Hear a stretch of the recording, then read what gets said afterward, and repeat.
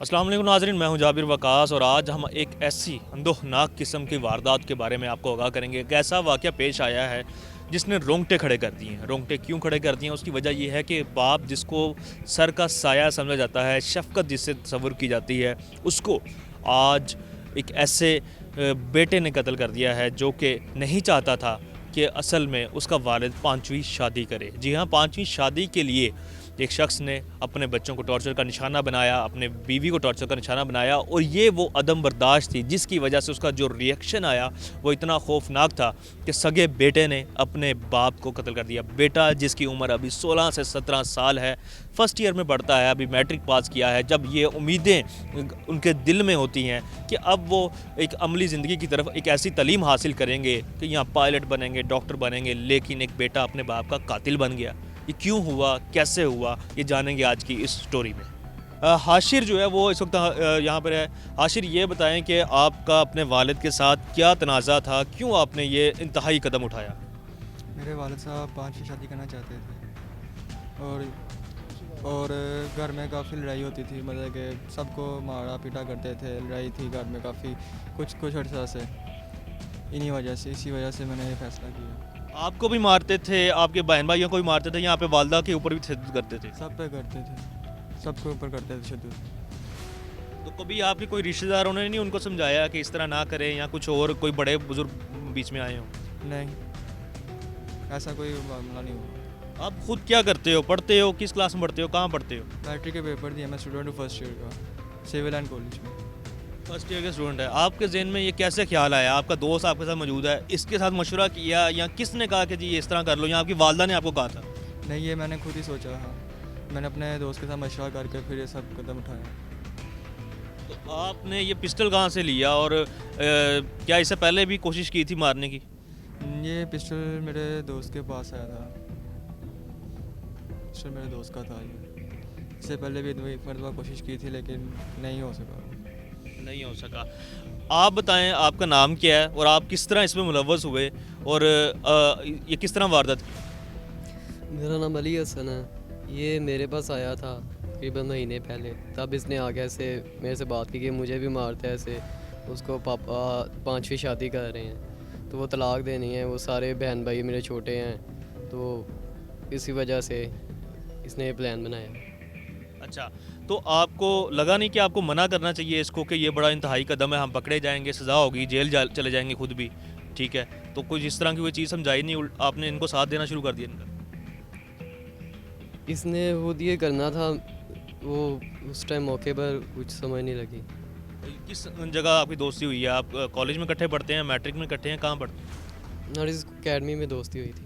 Academy में दोस्ती हुई थी। कभी पहले कोई जुर्म किया हुआ है, कभी पहले कोई इस तरह का काम किया हुआ है? नहीं, तो फिर इस दफ़ा क्यों किया? क्यों ये इतना बड़ा कदम उठाया आपने? पहले एक दफ़ा कोशिश की, तब नहीं मार सके, फिर उसके बाद फार्म हाउस में जाके यूँ किया।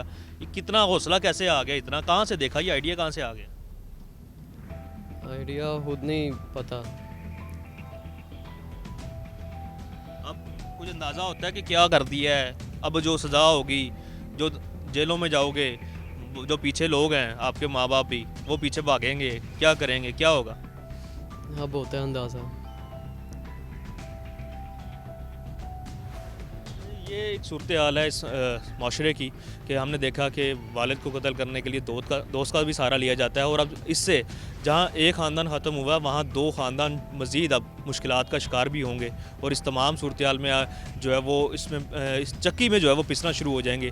तो ये वो अहम चीज़ें थी जो आपके सामने रखी, और अब फ़ैसला आपके ऊपर है कि आप देखें कि इस माशरे में ये चीज़ें किस हद तक पिनप चुकी हैं कि माशरे में बढ़ती हुई अदम जो बर्दाश्त है वो इंतहाई कदम उठाने पर भी मजबूर कर देती है, बच्चों को उठाने पर मजबूर कर देती है। वालिदैन को भी चाहिए और ख़ुद बच्चों को भी ये चाहिए कि वो ऐसे किसी भी सूरत हाल से जो है वो आगे ना हो, और जो ख़ास तौर पर इस तमाम सूरत हाल में इनकी जो वालदा हैं उनको भी चाहिए था कि वो पैसे ना फराहम करती कि जिससे पिस्टल ख़रीदा गया, और ये तमाम सूरत हाल ना होती या इस बारे में बच्चों को रोका जाता, कोई और रास्ता अख्तियार किया जाता।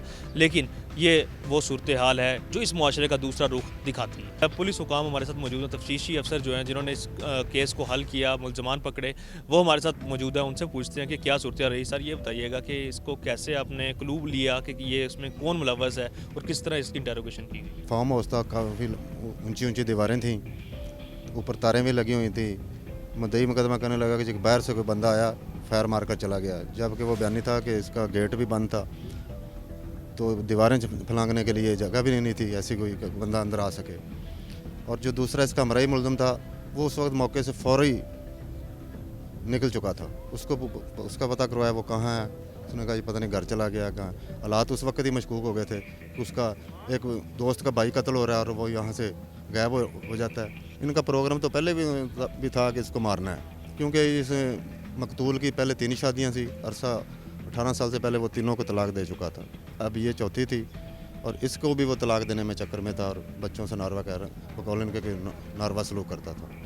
उसकी मां जो है मुद्दई मुकदमा की हाशिर की वालदा और ये दूसरा अली हसन लड़का था, इन्होंने हम मशवरा होकर ये प्लानिंग बनाई।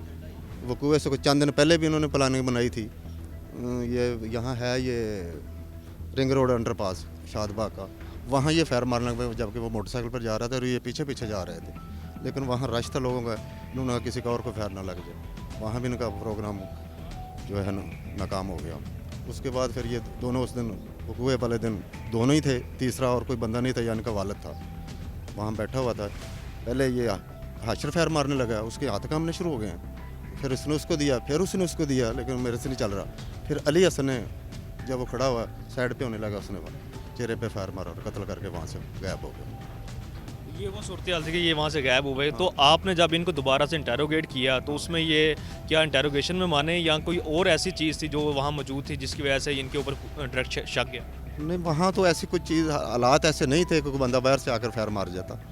इन पर मुझे शक था, उसी दिन से मुझे शक था, लेकिन वो बाद औक़ात ऐसे मामलात होते हैं, कल को ये शोर डालते कि हमारा ही कत्ल हो गया और हम पर ये लोग शक कर रहे हैं और हम पे सिजदा करना शुरू कर देंगे, ये तो ज्यादती होगी। लेकिन आहिस्ता आहिस्ता मैं चलता रहा और इसको फिर एक दिन मैंने बुलाया, मैंने कहा जी ये बात है। जब इसकी इंटरोगेशन की तो ये दोनों मान गए कि हमने कत्ल किया, अपने वालदा के कहने के पिया। और फिर इसने 50,000 रुपया भी उससे लिया और 35,000 का पिस्टल भी ख़रीदा और ये सारा मामला इन्होंने पूरी प्लानिंग करके इस बंदे को कत्ल किया। 35,000 का पिस्टल ख़रीदा, फिर उसके बाद जाए वकूआ से ये खुद फ़रार हो गए। और जो जाए वकूआ था वो तफ्तीशी अफसर के मुताबिक जो है वो ये था कि वहाँ पर वो तमाम तर शवाहिदात ये बताते थे कि बाहर से कोई शख्स ऐसा नहीं आया जो कि ये काम कर चुका हो।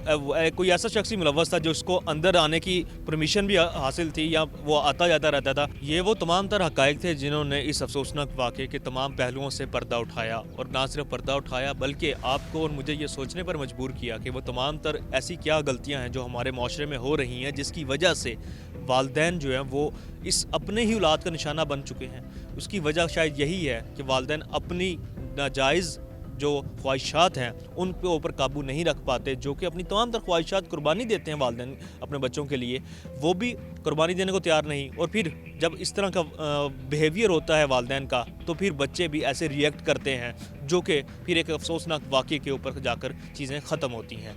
आपके और मेरे लिए ये सोचने का मुकाम है। आपने मेज़बान जाबिर वकास को इजाज़त दीजिए, मिलते हैं एक नई स्टोरी के साथ।